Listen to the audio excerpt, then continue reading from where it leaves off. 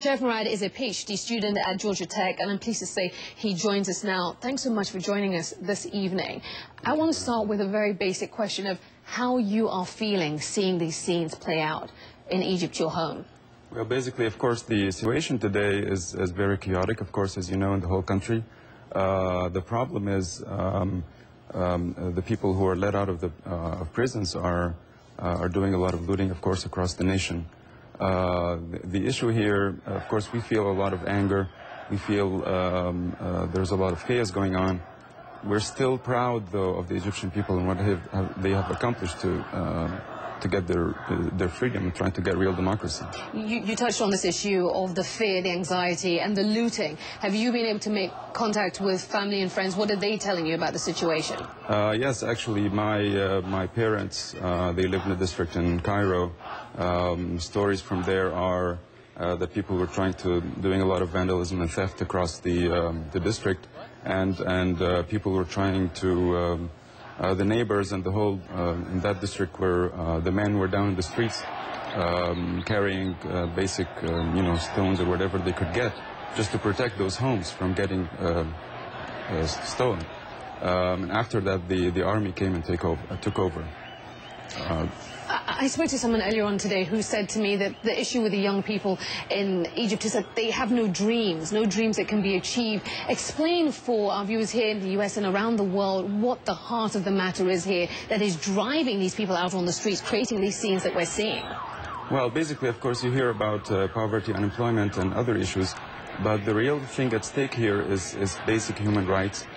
Freedom, democracy, that's the thing that is at stake. And the people, when they want change right now, they need the change that is not only a change of cabinet, it's not a change of another ministry or another, it's not getting a vice president, it's not getting a vice president from the same exact regime. So you don't think this move of appointing Omar Suleiman is something significant?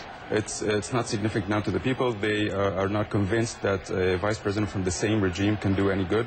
The prime minister cannot do any good. He's from the same regime. They want a change of the whole regime, and they want to express their free will, basically.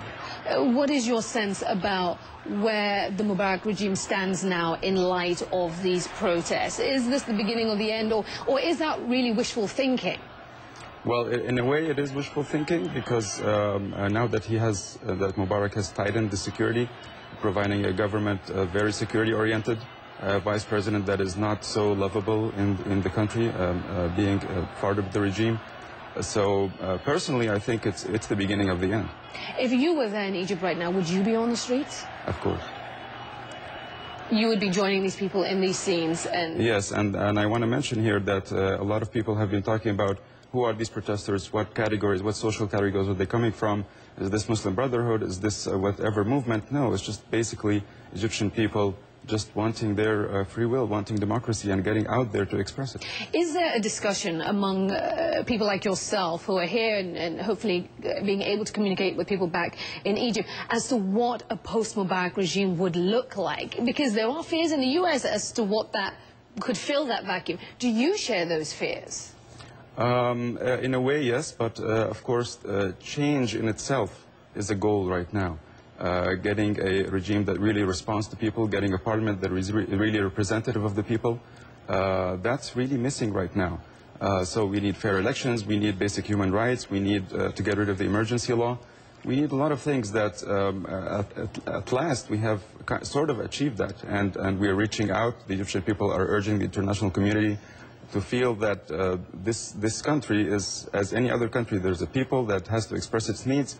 Of course, looking at the future, it seems very chaotic, it seems very dark, but there is light at the end of the tunnel.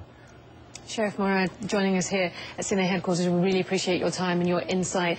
Wolf, you hear Sherif saying that there is light at the end of the tunnel. That is a hope of many people that they will see change there in Egypt, Wolf. He makes